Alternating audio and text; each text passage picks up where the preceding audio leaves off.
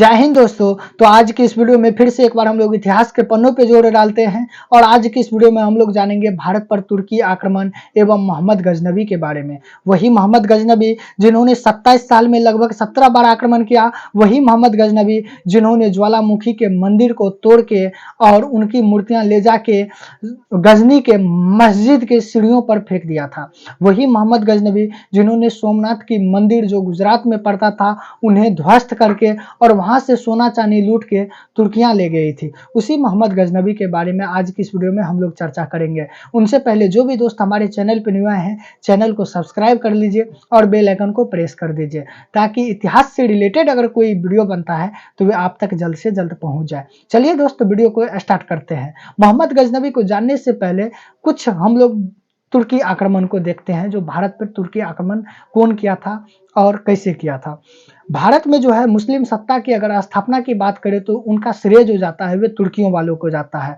तुर्की चीन की उत्तरी और पश्चिमी सीमा पर निवास करने वाला एक लड़ाकू एवं बर्बर जाति का लोग था। अब तुर्की जो था वे चीन के उत्तरी और पश्चिमी सीमा पर निवास करने वाला जो था बर्बर जाति का लोग था और हमेशा वे किसी न किसी राज्य से लड़ाई करने की ही उम्मीद में रहती थी, जो कब किसी न किसी राज्य से लड़ाई हो। अब जो है वही लड़ाकू लोग जो है उमिया शासकों के संपर्क में आके इस्लाम धर्म को अपना लिया था। तुर्कियों वालों ने ही उमिया वंश के शासकों के संपर्क में आके इस्लाम धर्म को अपना लिया था और उनका एक उद्देश्य था क्या, जो विशाल मुस्लिम साम्राज्य की स्थापना करे। उनका ये कोई इरादा नहीं था जो हम लोग किसी न किसी राज्य को पराजित करके अपना राज्य का विस्तार करे। उनका बस एक ही मकसद था, जो हमारा एक विशाल मुस्लिम साम्राज्य बनके तैयार हो।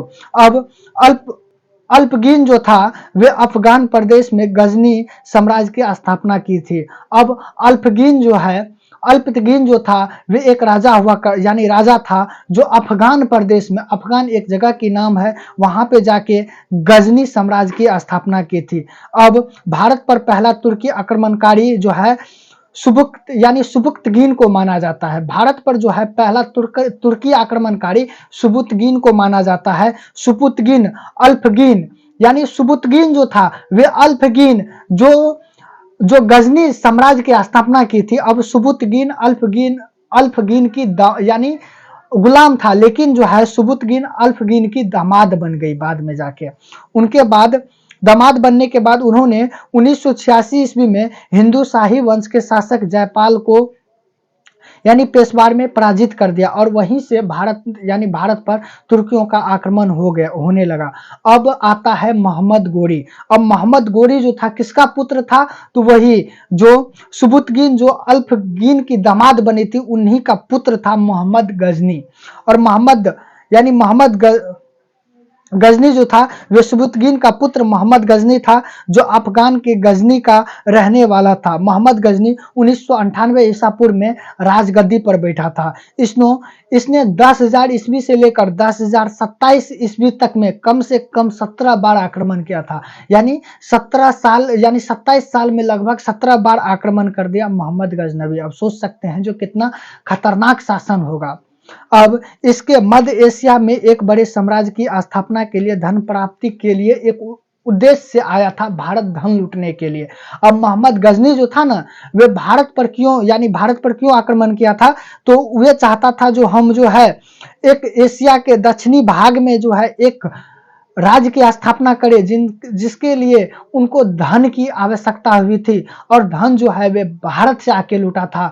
जिस भारत को हम लोग सोना की चिड़िया कहते थे उन्हीं भारत से ले जाके सोना चांदी ले गया था ये भी मोहम्मद गजनबी। और बाद में तो ब्रिटेन वाले ही लूटा और अंग्रेज का जैसे ही शासन आया तो पूरा सोना का चिड़िया अब कहाँ रहा भारत। नहीं तो अभी अगर भारत को अगर नहीं लूट के ले जाता तो आज नंबर 1 देश पे आता भारत और सबसे धनी में भी भारत आता। अब उसके बाद इन्होंने 1001 ईस्वी में पंजाब के हिंदू शाही वंश के ऊपर आक्रमण कर दिया। उस समय उनकी राजधानी वेदांग थी। इस समय का शासक जयपाल था। अब जो है 1001 ईस्वी में पंजाब के हिंदू शाही वंश के ऊपर आक्रमण कर दिया और उस समय का राजा जो था न वे जयपाल था। अब जयपाल बेचारा जैसे ही पराजित हुआ उन्होंने सुसाइड कर ली यानी आत्महत्या कर ली। अब जयपाल एक शासक हुआ करता था, लेकिन एक लज्जित के मारे जिन्होंने मोहम्मद गजनी के हाथों पराजित हो गया, जिसके चलते उन्होंने आत्महत्या कर ली। एक लाज के मारे जो कहीं न कहीं जो है मुस्लिम शासक से पराजित होके और आत्महत्या कर ली थी जयपाल ने। अब जयपाल एकमात्र शासक था जो पराजित होने पर आत्महत्या कर ली थी। उन्होंने पुनः 1008 ईस्वी में नरकोट पर हमला किया और ज्वालामुखी मंदिर को तोड़ के उनके अवशेष को गजनी ले जाकर मस्जिद के सीढ़ियों पर फेंक दिया था। जी हाँ दोस्तों, वही जो 1008 ईस्वी पूर्व में नरकोट पर हमला किया, और नरकोट में एक मंदिर हुआ करता था ज्वालामुखी मंदिर, और ज्वालामुखी मंदिर के जो मूर्तियां थी उन्हें लूट के ले गया और गजनी के मस्जिदों की सीढ़ियों पर फेंक दिया था। यही मोहम्मद गजनबी जो एक मुस्लिम हुआ करता था और किस प्रकार से एक मंदिर को क्षति करके और उनकी मूर्तियां ले जाके मस्जिद की सीढ़ियों पर फेंक दिया था। यह है भारत की इतिहास। और मोहम्मद गजनबी को बुत यानी बुत सिकीन या मूर्ति भंजक भी कहते हैं। मोहम्मद गजनबी को जो है बुत सिकीन तथा मूर्ति भंजक भी कहते हैं। भारत में मोहम्मद गजनबी का सर्वाधिक महत्वपूर्ण अभियान जो है 1025 से लेकर 1026 के बीच में चला था, और उसी बीच में सोमनाथ के मंदिर जो गुजरात में पड़ता था उन्हें तोड़कर, और उस समय वहां का शासक भीम प्रथम था। जिस समय में जो है सोमनाथ की मंदिर को तोड़ा था उस समय जो है सोमनाथ मंदिर के देखरेख का जो राज्य था और उस राज्य का जो शासक था वे भीम प्रथम था। इस युद्ध में लगभग 50,000 से अधिक सैनिक मारे गए थे। और ये जो सोमनाथ की मंदिर जिस समय में तोड़ा था और 2025 यानी 1025 से लेकर 1026 के बीच में, तो उस आक्रमण में लगभग 10 से 50,000 से अधिक सैनिकों मारे गए थे। अब मोहम्मद इस मंदिरों को पुनः नष्ट कर दिया था तथा इनकी कुल संपत्ति को लेकर सिंध के रेगिस्तान से वापस लौट गए। अब जहां से वे आए थे वे सिंधु के रेगिस्तान से इस सोमनाथ की मंदिर को नष्ट करके और फिर वहां से जो भी सोना चांदी एवं धन दौलत लूटे उसे सिंधु के रेगिस्तान से वापस लौट गए थे।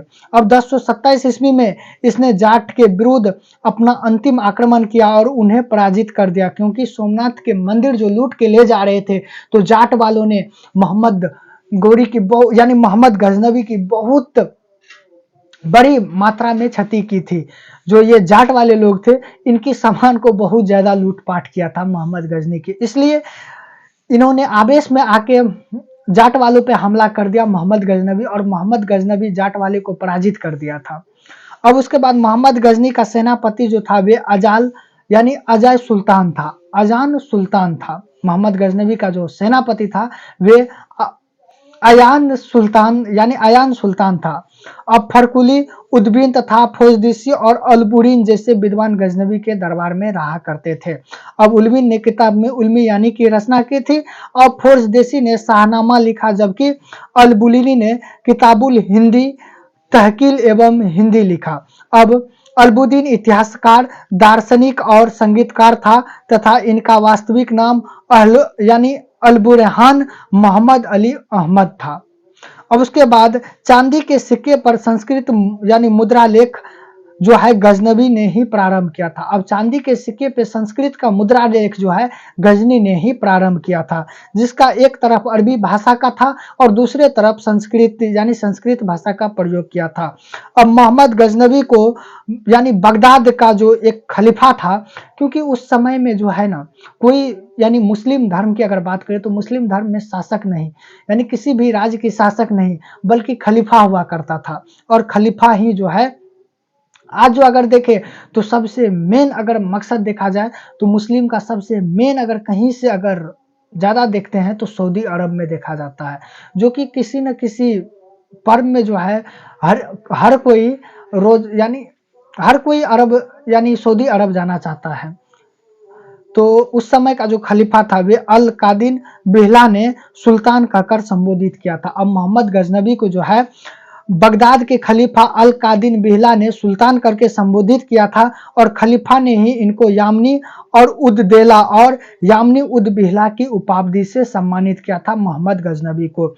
1030 ईस्वी में मोहम्मद गजनबी का यानी उद्यांश रोग यानी मलेरिया के कारण से मोहम्मद गजनबी का मृत्यु हो गई थी।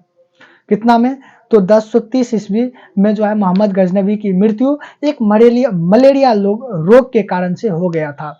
और इनका जो अंतिम जो कहता है ना लास्ट अगर आक्रमण की बात करें तो लास्ट आक्रमण जो था वे जाट वालों के साथ किया था, यानी 1027 ईस्वी में। और 1027 ईस्वी में जैसे ही जाट वालों पे आक्रमण किया तो वहां से इनकी तबीयत धीरे धीरे खराब होने लगी और 1030 ईस्वी में आके ये अपना स्वर्गलोक को सिधार गया मोहम्मद गजनबी।